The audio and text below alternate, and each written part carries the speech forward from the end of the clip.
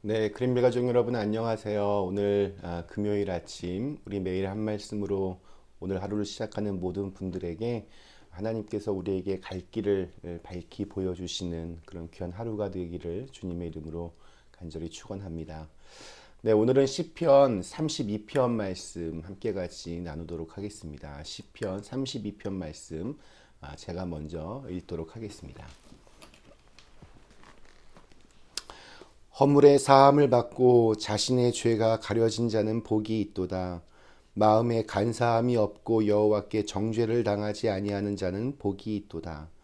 내가 입을 열지 아니할 때에 종일 신음함으로 내 뼈가 쇠하였도다.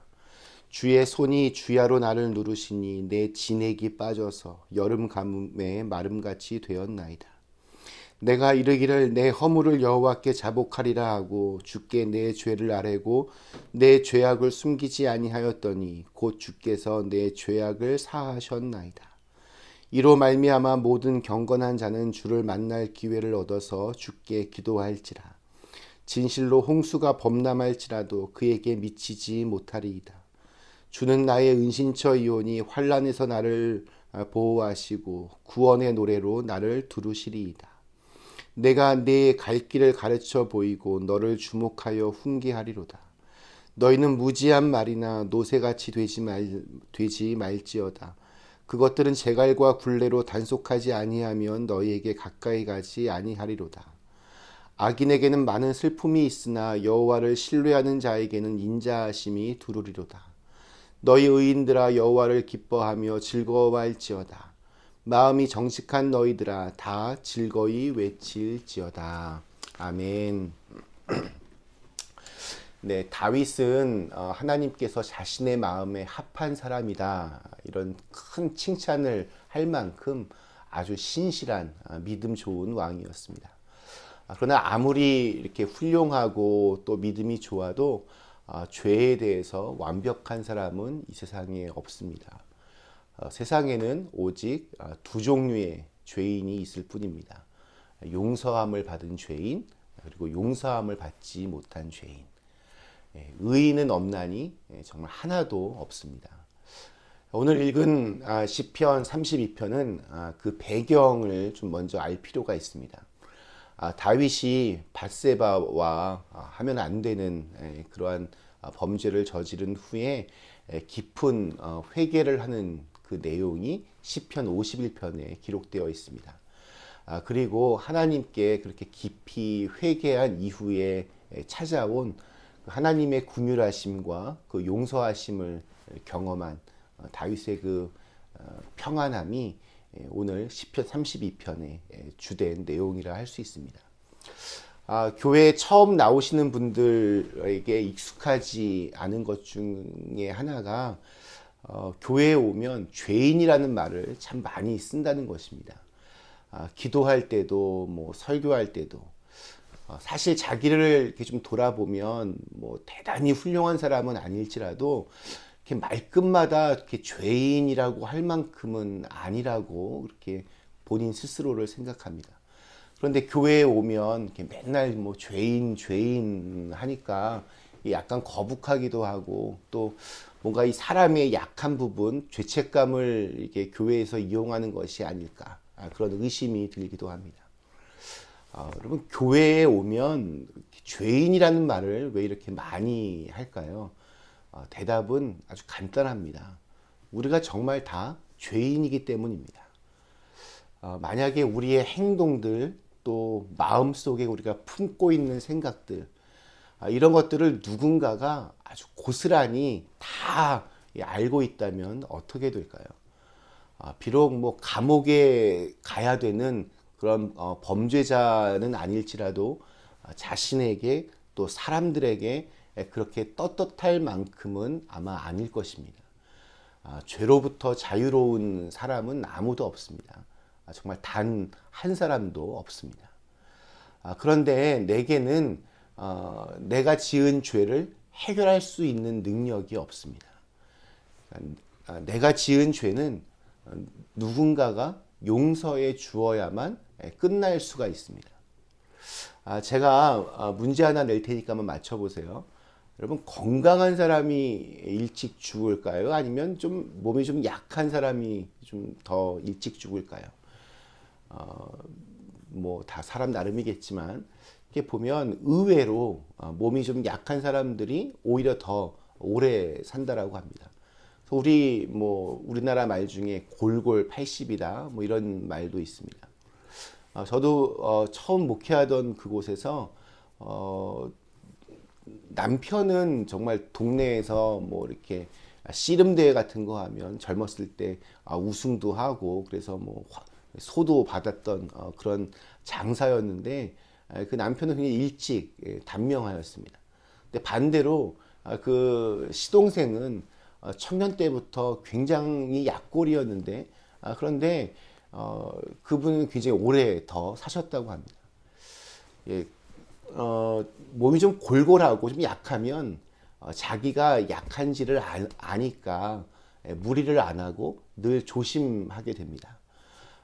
뭐 운동도 꾸준히 하고 또 자기 몸을 잘 간수하고 또 틈나는 대로 계속해서 조금만 이상하면 병원에 자주 가고, 그러니까 아무래도 좀 더 오래 삽니다.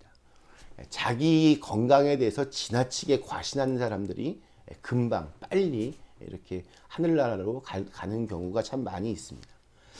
자기가 환자라는 사실을 아는 사람이 병원에 가서 의사를 만납니다. 자기가 죄인이라는 사실을 아는 사람만이 교회에 와서 예수님을 의지하게 됩니다. 여러분, 그래서 바리새인들은 예수님이 필요 없었습니다.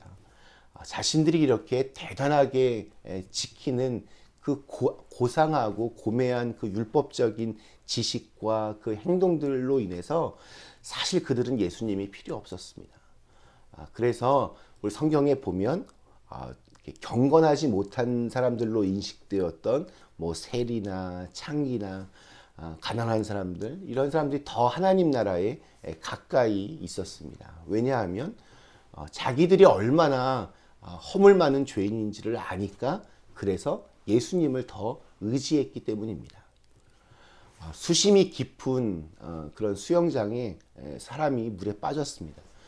물에 빠지면 제일 이제 그 수영장에 있는 누가 찾아옵니까? 세이프가드들이 구조해 주러 옵니다. 구조하는데 가장 어려움을 겪는 사람은 구조하러 들어갔는데 자기 혼자 살려고 발버둥 이렇게 치는 그러한 사람이라고 합니다. 반대로 아예 그냥 쭉 뻗어버린 사람, 나는 정말 죽었다 하는 사람들이 제일 구조하기가 쉽다고 합니다. 왜냐하면 모든 것을 다 맡기니까 훨씬 더 구조하기가 쉽습니다. 우리가 죄를 깨닫는 것이 참 중요합니다. 그런데 죄가 이렇게 정말 잘 깨달아지십니까? 그렇지 않은 게 바로 우리의 문제입니다. 죄가 깨달아지고 또 그것이 너무 아파져야 죄에 대해서 민감해지고 하나님께 더욱더 가까이 갈 수 있습니다. 그래야 하나님의 은혜가 무엇인지를 경험하게 됩니다. 다윗의 인생 중에서 가장 다윗이 기뻤던 순간은 언제였을까요? 골리앗을 죽였을 때, 아니면 도망자 생활을 끝내고 드디어 왕위에 올랐을 때, 아니면 자신의 충성스러웠던 부하를 죽이면서까지 이렇게 품고 싶었던 밧세바와 결혼식을 했을 때, 저는 정말 단언할 수 있습니다. 다윗이 가장 기뻤던 순간, 자신의 죄를 진심으로 회개하고 난 후 하나님께로부터 용서함의 은혜를 경험했을 때입니다. 그래서 그는 오늘 시편 32편 1절에서 이렇게 시작을 합니다. 허물의 사함을 받고 자신의 죄가 가려진 자는 복이 있도다. 하나님과의 무너졌던 관계가 다시 회복됨을 경험하면서 그는 그것이 가장 큰 복이다라고 우리에게 알려줍니다.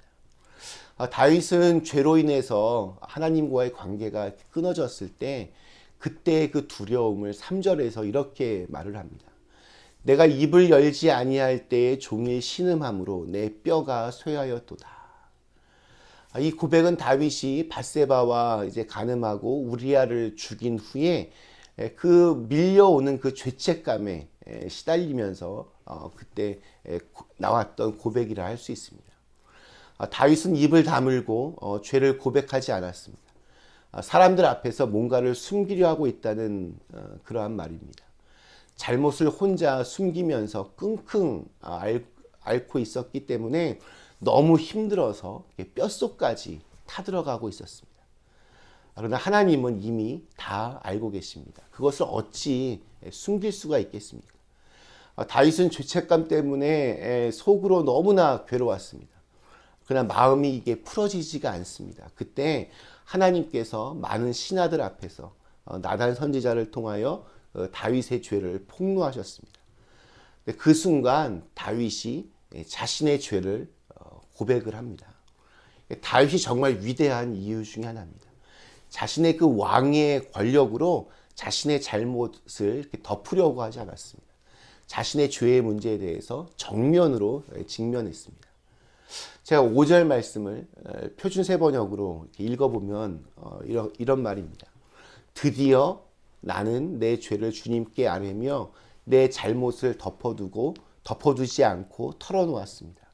내가 주님께 거역한 나의 죄를 고백합니다 하였더니 주님께서는 나의 죄악을 기꺼이 용서하셨습니다.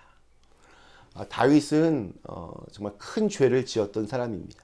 그러나 그는 회개한 사람입니다.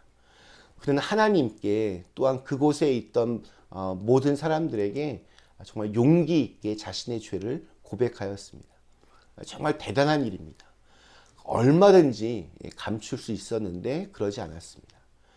그가 죄는 지었지만 아직 영혼이 굳어지지 않았기 때문에 그는 자신의 죄의 문제에 대해서 민감하게 반응했고 이것이 하나님의 은혜와 용서함이 반드시 필요하다 생각했습니다. 그래서 다윗이 걸어갔던 길을 이렇게 보면 순간순간 위태한 순간은 있었겠지만 그의 방향은 언제나 옳았습니다.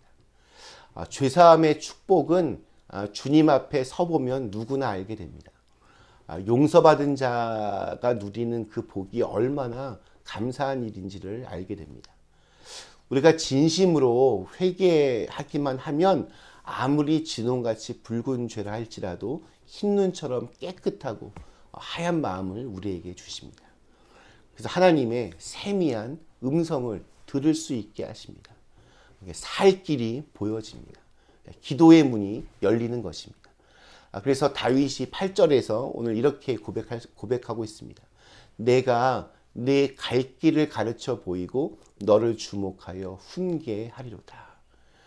다윗이 자신이 가야 할 길을 훤히 내다보는 비결이었습니다.